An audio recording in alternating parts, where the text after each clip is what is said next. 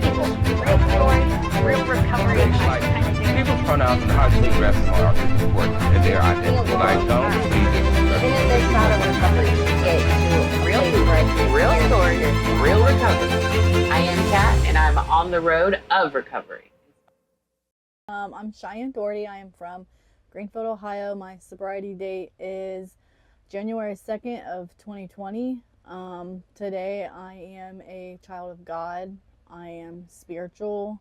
I am a mother, a daughter, a sister, an aunt, a friend, somebody that's a positive role model in our community. And I'm an advocator, and I'm a recovery support specialist. Beautiful. Well, thank you so much for joining us. If you could start off by sharing a little bit about your childhood. What was life like growing up? Well, right off the rip, when my mom was pregnant with me, she drank alcohol and smoked weed. We moved a lot. I was trying to think the other day, count times that I had moved, because I went through so much trauma in my life. I can't keep track of time frame. I want to say by the age of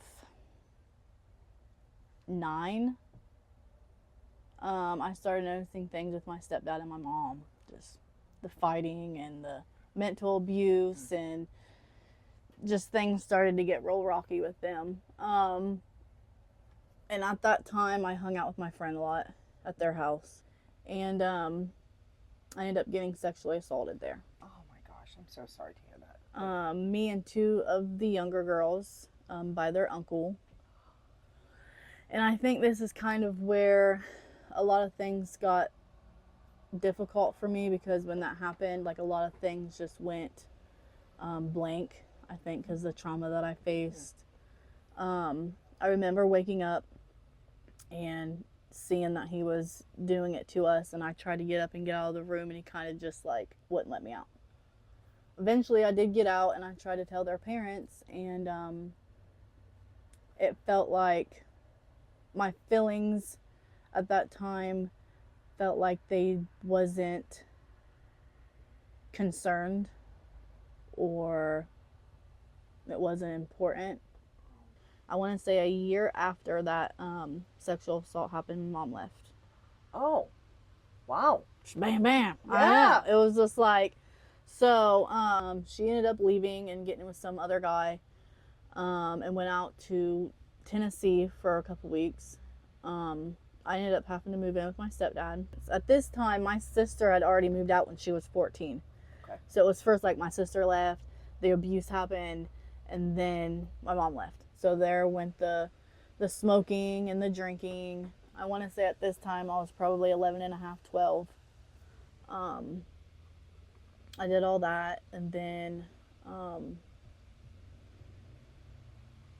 ended up getting my stepdad hooked up with my best friend's mom.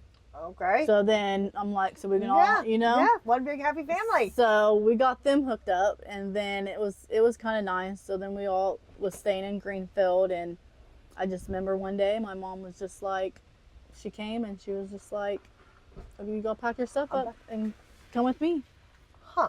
And I was mad, and I was confused, and I was angry, because I'm like, where did you even come from? Right. Like, now you're taking me away from something that I've been stable with and fun, and this was just a lot of stability for me, even though, like, I was doing the things I was doing, I didn't see that as a problem. Mm-hmm. So I ended up going and living with her, and it went from one unhealthy situation to the next. I seen my mom in a situation where I never seen before, a person I've never seen before. She was drinking a lot. I didn't like the guy that she was with. At the time I didn't know, but I knew she did, prescription medication. And so I was taking those a lot. And then that's when things just got really toxic with me and her. We was fighting all the time. I was stealing her pills, and the boyfriend, he grew weed, and so I was stealing their weed, and then we was butting heads, and So I don't know what happened there. I think my mom was just like, to the point where she was like, I can't take care of you anymore, like, you gotta go. And so I went back to my sister's permanently, and I want to say I was 14 when I moved in with my sister, and she raised me from 14 to 18. Okay. But that was just like a whole nother unhealthy situation I was put in, and I moved again. Like I said, I moved a lot. I never had stability in my life. So I'd moved with them, and now her boyfriend sold drugs. Oh. And they smoked weed, and so it was just like I never could get out of the cycle. And that's when I started, hanging out with the older people, and I had met a guy that's mom lived across the street from my mom, and he did meth, and he sold weed, and I thought he was cool. And so that was the first time I had smoked meth at 13 and a half, 14. Wow. Then 18, I got pregnant.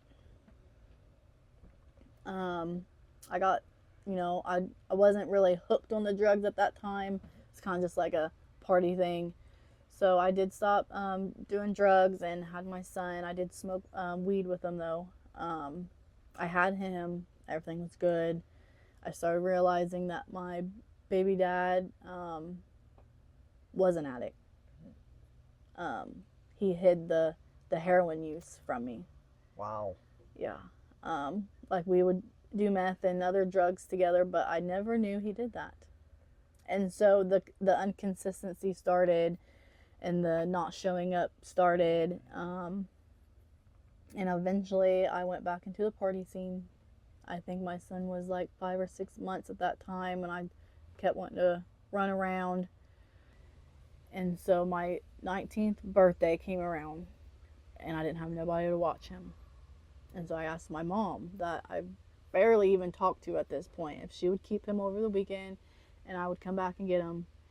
Well, later that night, I got a phone call from the sheriff's station. And they're like, you need to come pick your son up. Your mom and her boyfriend was just in a domestic dispute, and she's intoxicated. And I'm like, oh my God, so am I. I'm intoxicated. Like, I don't know how I'm supposed to go pick him up.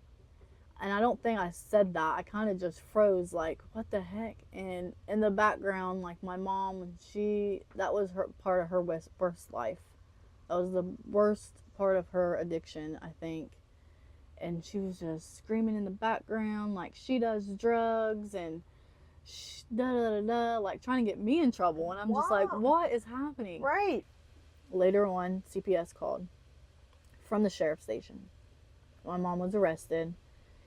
And they're like, you need to come up here and take a drug test. Because at this point, my mom done told him she does drugs. Right. And so I'm like, great.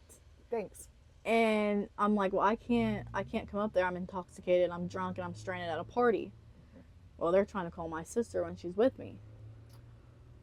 And my sister's not answering, because my sister's like, I can't go get him. So long story short, he ended up getting put into the system. And at this point, my drug addiction really took off. And he was placed in CPS, and it was kind of like now I'm free. Now what can I do? Now I don't have no responsibilities. To me then, like, I didn't think about how I think now. I'm just like, let's go. Right. So it was like a long couple months to a year that I did that, the partying and the doing drugs. And it was the first time I injected drugs. Was shortly after he was removed. And that really took off my addiction. Yes.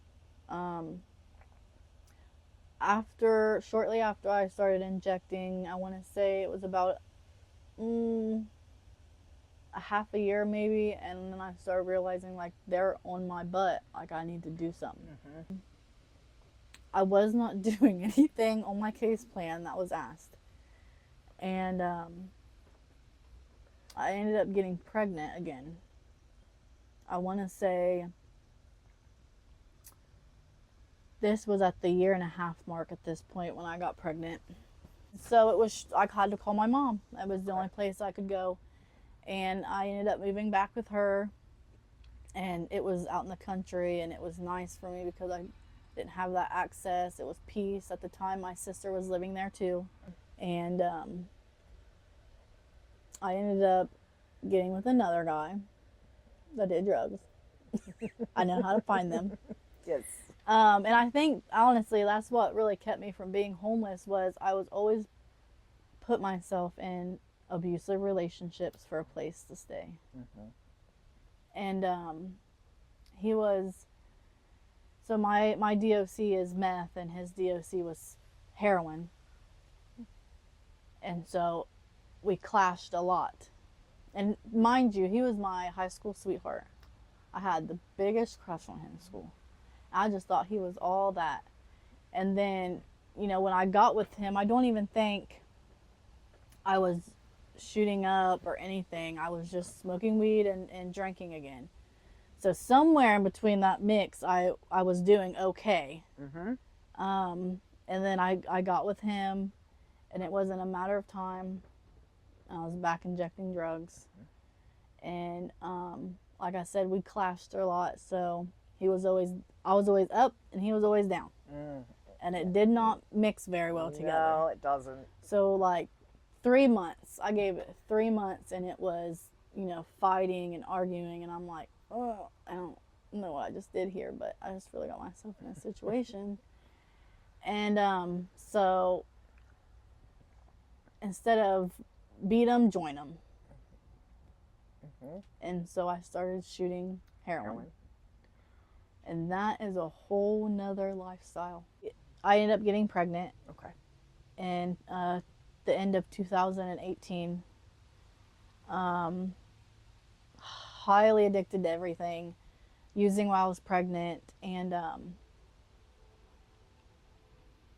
ended up having to terminate my pregnancy at 22 weeks. Oh, that's tough.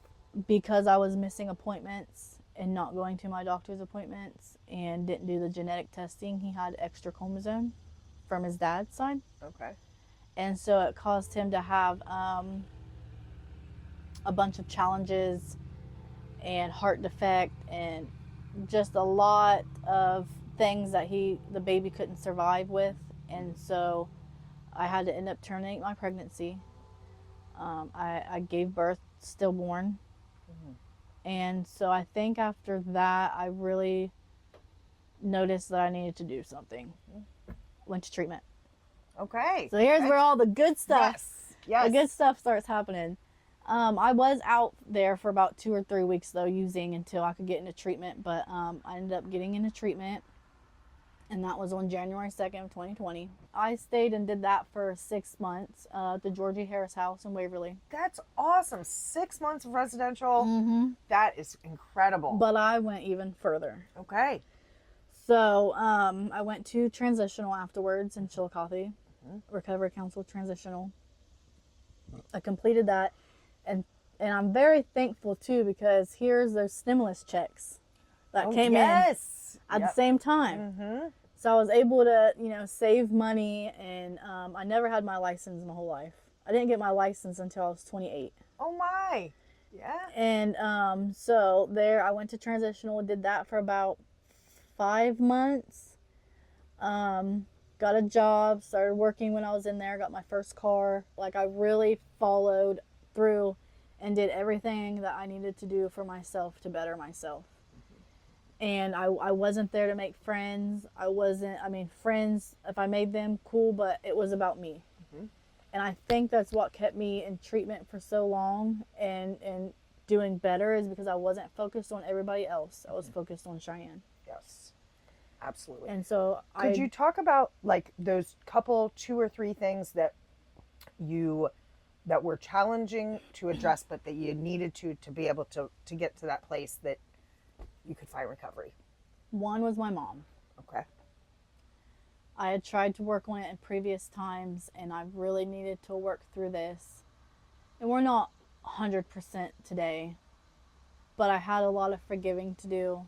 I had a lot of letters to write. Had a lot of in the mirror talks to my mom.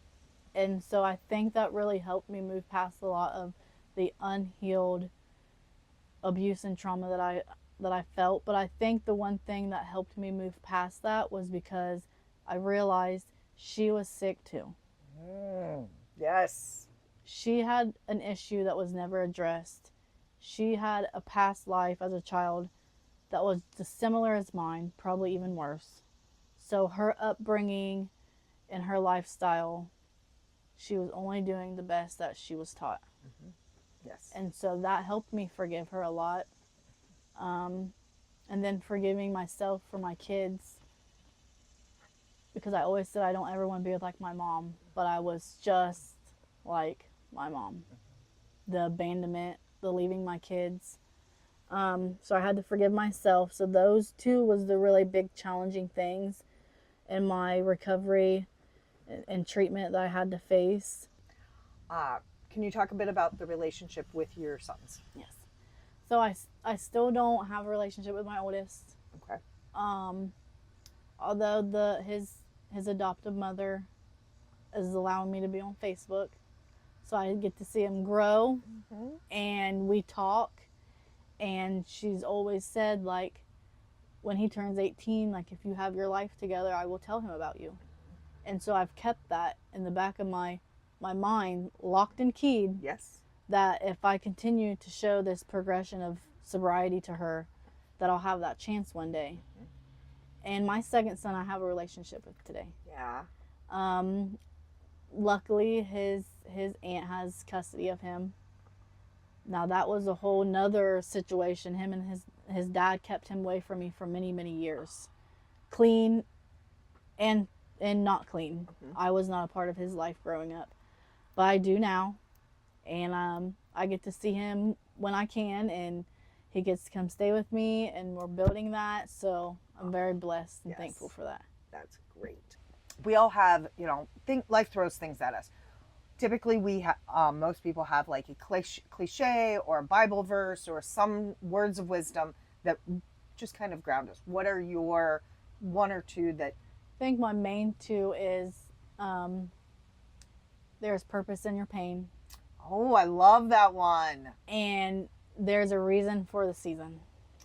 Also another good one. Yeah. And I always hear my pastor saying that all the time about reasons and seasons, and it's just things that stuck with me because it is. You go through things. There's a reason for it, and it's temporary, and it's just a season. It's not going to last. Yes. Yes. Helping people understand that feelings they're not permanent, and feelings aren't facts. But that things do change, and we have to remember that on both sides of it, because when things are going really well, it can be like unstoppable, and then also at the same time when things are going pretty bad, it feels like it's never going to end, and it does. The only constant is change. So, yeah. Yep. Well, this has been incredible. You have an amazing story of just really tragedy and triumph. That should be a billboard for you that says that you can triumph. Yep. So thank you so much for joining us.